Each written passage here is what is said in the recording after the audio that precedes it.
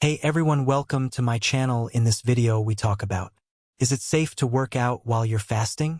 And don't forget to subscribe and like and turn on the notification button. It's best to exercise before or after your fast instead of during it. Person running with food and fitness images floating behind. The best time to exercise is always when you have a little bit of food and water in your body to fuel your system, but how can you do that if you're fasting? Athletic trainer Jennifer Dix, ATC, says there are ways to safely work out during a fast, whether you're doing it for religious or health reasons. But you can't treat a fast like it's any other day, especially when it comes to physical activity. When you're physically active while fasting, you have a much higher risk of dehydration and heat illness, she says. It's something to be very cautious about. Is it safe to exercise while fasting? It may be called a fast, but when you can't have any food or water, it's smart and healthy to take things slow. Physiologically speaking, the best and safest time to exercise is when you have the most hydration in your body, Dix says. During times when you can't replenish water and nutrients, it's best to preserve your limited energy.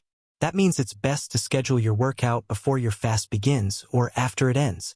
In figuring out whether it's okay for you to exercise, the details of your fast make all the difference. Let's break them down, shall we?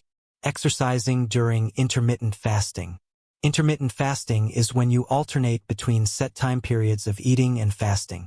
This type of fasting offers you more leeway to safely work out than religious fasts typically do. If you're doing intermittent fasting for health reasons or weight loss, you can tailor your workout schedule to line up with your periods of eating and fasting in a safe and healthy way. Dix says, can you exercise during a religious fast? If you're doing a religious fast, the rules are already written for you, but those rules vary depending on each faith tradition. And again, the details make all the difference in figuring out how to safely exercise while fasting. Partial fasts involve eating less or abstaining from certain types of food. For example, on certain days associated with the lunar calendar, many Buddhists stop eating after their midday meal. Partial fasts are basically a type of intermittent fasting, Dix says. So it's best to schedule your workouts during the times when you're not fasting. This way, you're able to eat and hydrate before and after physical activity. Things get trickier, though, when it comes to complete fasts, the kind where you abstain from all food and drink for a set time frame. Some complete fasts allow for drinking water, while others don't. Here are some examples of the many types of religious complete fasts. Sunrise to sunset fasting. Some faith holidays require abstaining from food and beverages from sunrise to sunset, like the 30 days of Ramadan for Muslims or the 19-day fast for Baha'is. In these cases, fasters may wake up before sunrise or stay up until sunset to eat during permitted times. Overnight fasting. During fasting holidays like Yom Kippur and Tisha B'Av, people traditionally observe a 24-hour overnight fast abstaining from all food and drink. Jewish holidays begin at sundown and last until sundown the next day, so there's no opportunity to eat breakfast in the morning. Tips for working out while you're fasting. Because there's so little research on the topic, Dix cautions that many of the tips and guidance on physical activity while fasting, including her own, come from anecdotal experiences from athletes, coaches, nutritionists, and others in the field. She shares exercise tips for times when you're fasting. But keep in mind that all of these tips vary depending on the rules and guidelines of the specific type of fast you're doing. Choose the right time for your workout. If possible, don't exercise in the middle of your fast day. Instead, fit in your workout before your fast begins, or put it off until after your fast has ended. If you exercise before your fast starts, you're able to work out and recover at a time when you're still allowed to hydrate before, during, and immediately afterward, Dix says. The same is true of exercising after your fast ends, so long as you ease out of your fast the right way and hydrate before you hit the gym. More on all of that in a moment. If you play a team sport, like if you're a high school or college athlete, you likely don't have a say in your training schedule, but that doesn't necessarily mean you have to skip your workout while you're fasting, Dix says. That leads us to our next point. Eat healthy before your fast begins. If you're doing a sunrise to sunset fast, like during Ramadan, it's especially important that you don't skip breakfast.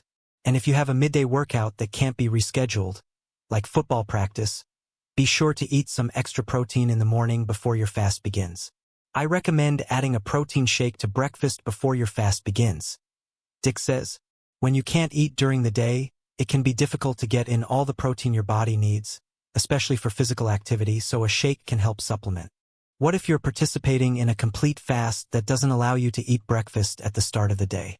In these cases, Dix says that it's safest to avoid physical activity until you can break your fast and properly refuel.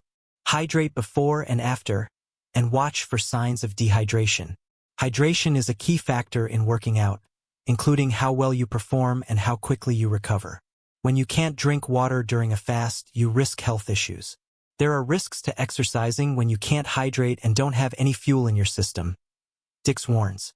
You've got to be cautious and monitor yourself for dehydration issues.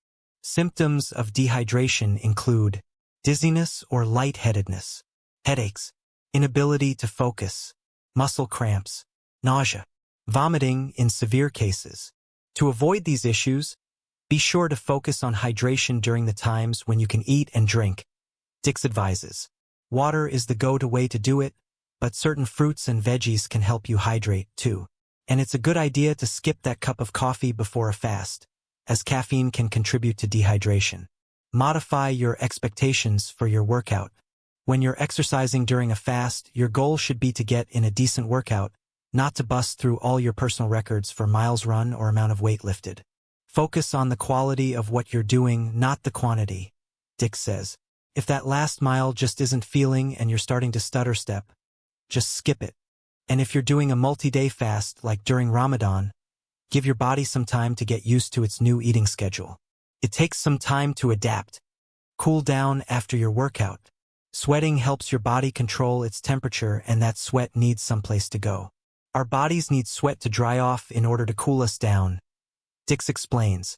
Here's how to cool off quickly. Wear sweat-wicking clothing.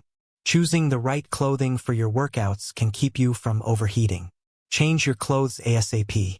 This might sound like a no-brainer, but when you're fasting, it's more important than ever to shed your workout clothes after a sweat session, especially if you live someplace humid. When it's humid, sweat doesn't dry, and it's just stuck there in wet, heavy clothing. Dix explains. Rinse off in cold water.